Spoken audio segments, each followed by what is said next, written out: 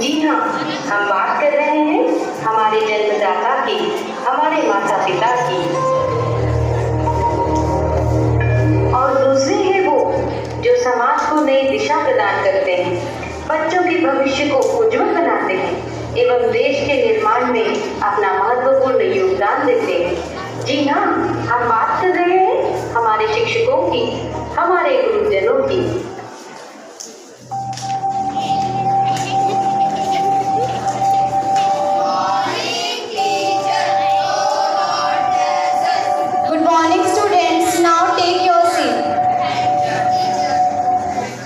आपका अटेंडेंस दिया जाएगा। Roll number 1, roll number 2, roll number 3, roll number 4, roll number 5, roll number 6।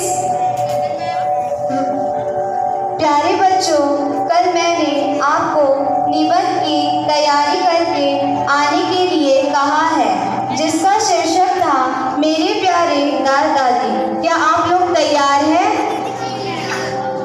तो ठीक है, आपको अपने दादा दादी के बारे में 200 शब्दों में लिखना है, लेकिन याद रहे कि आप जो भी लिखेंगे वह सत्य पर आधारित होना चाहिए, किताब का रटा हुआ नहीं। तो आपका समय आधे घंटे का रहेगा। पहली घंटी बजते ही लिखना शुरू करेंगे और दूसरी घंटी बजते ही बंद, ठीक है?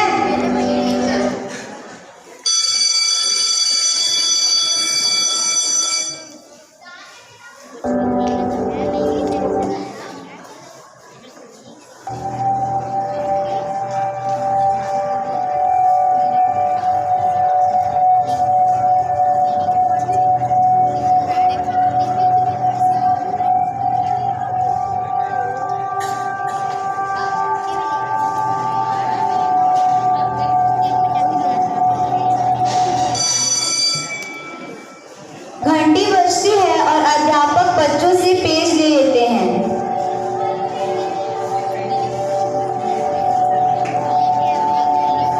इसका परिणाम आपको कल बताया जाएगा।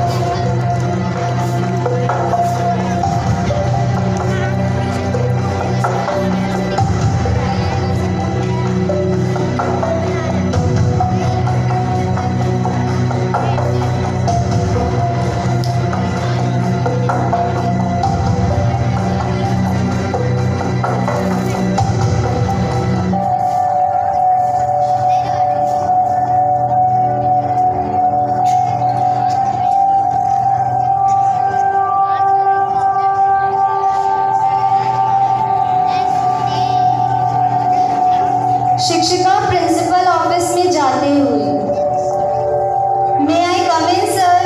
Yes, come in, please sit. Sir, मुझे आपसे एक बहुत जरूरी बात करनी थी। हाँ, बोलिए, क्या बात है? सर, मैंने क्लास में निबंध के लिए मेरे प्यारे दादा दादी विषय देकर निबंध लिखने के लिए कहा था। सभी बच्चों ने बहुत अच्छा लिखा, परंतु प्रदीप नामक बच्चे ने जो लिखा वह पढ़कर मुझे बहुत दुख हुआ। अरे, ऐसा क्या लिखा है प्रदीप ने? सर, आप पढ़कर देखिए।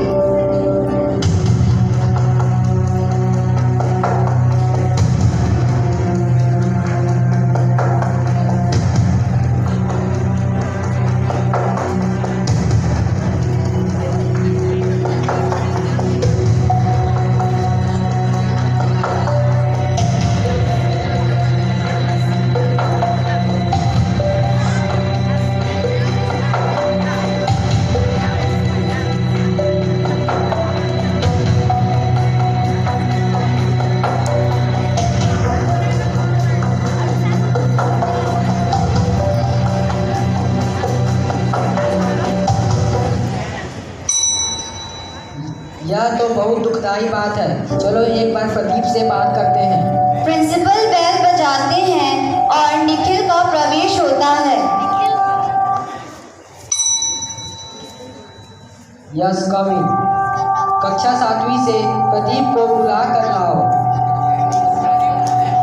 निखिल जाता है और प्रदीप को बुला कर लाता है।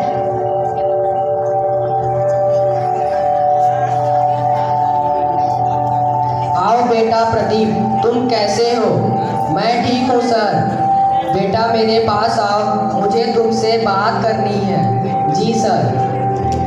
प्रदीप 2 कदम आगे बढ़ाते हुए, बेटा आपने निबंध में अपने दादा दादी और माता पिता के बारे में जो लिखा है, क्या वो सही है?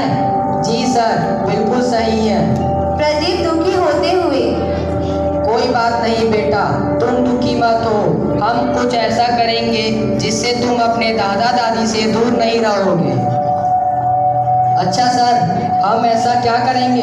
अभी आप अपनी कक्षा में जाओ, हम आपके माता पिता को बुलाकर उनसे बात करते हैं। प्रदीप कक्षा में जाते हुए,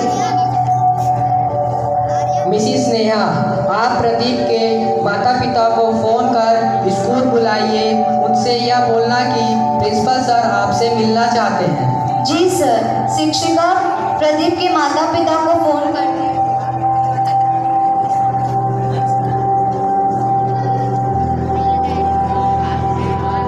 हेलो, कौन?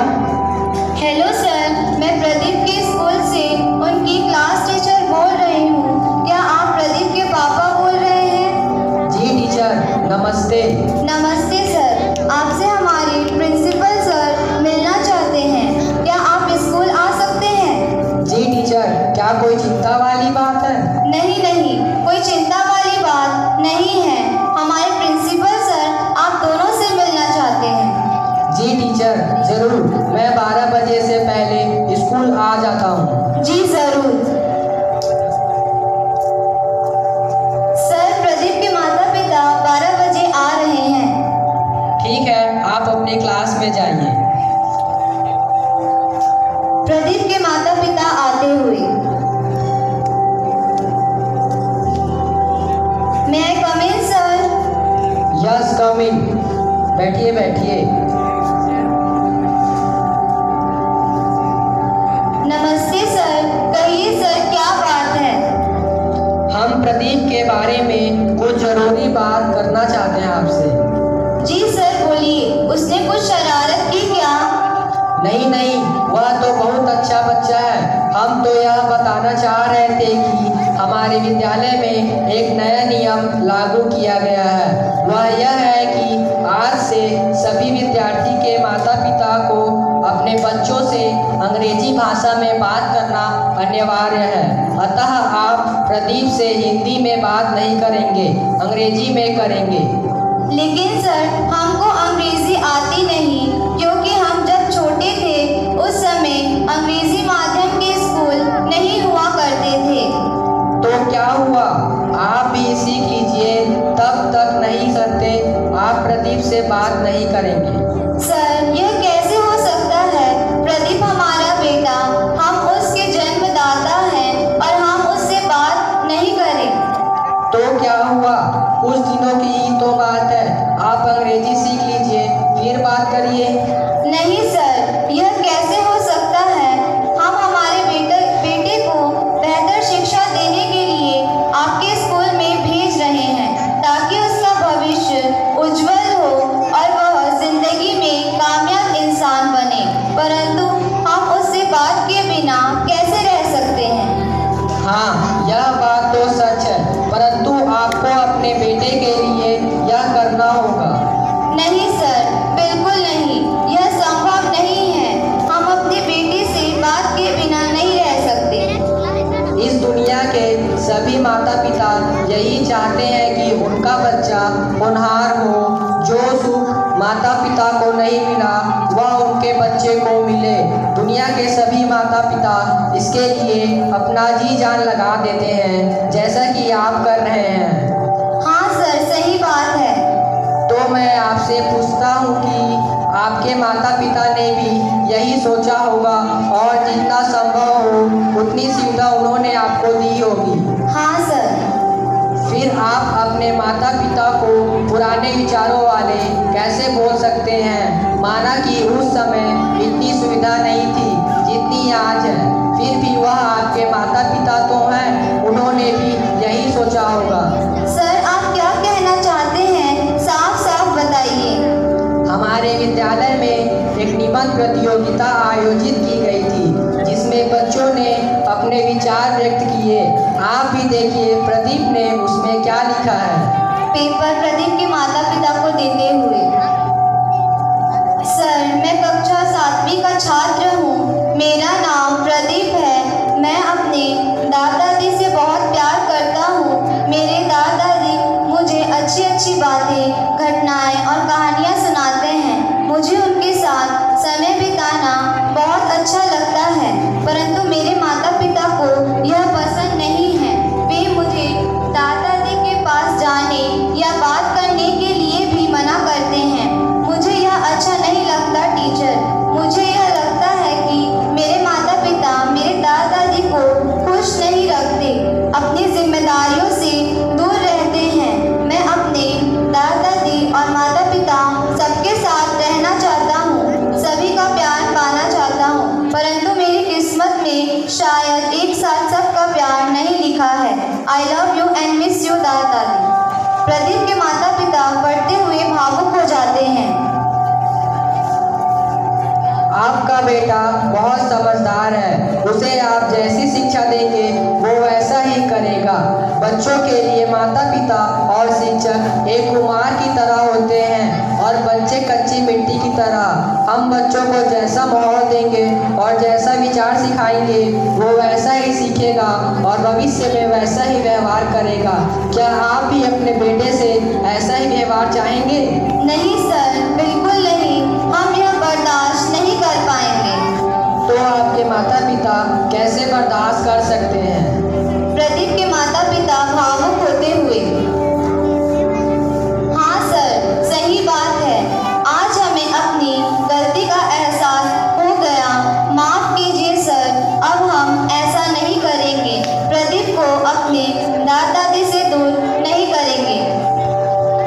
एक कहावत है ना, सुबह का भूला अगर शाम को वापस आ जाता है तो उसे भूला नहीं कहते। इसीलिए आप मुझसे नहीं अपने माता पिता से माफ़ी मांगे और प्रदीप को उसके दादा दादी के साथ रहने दीजिए।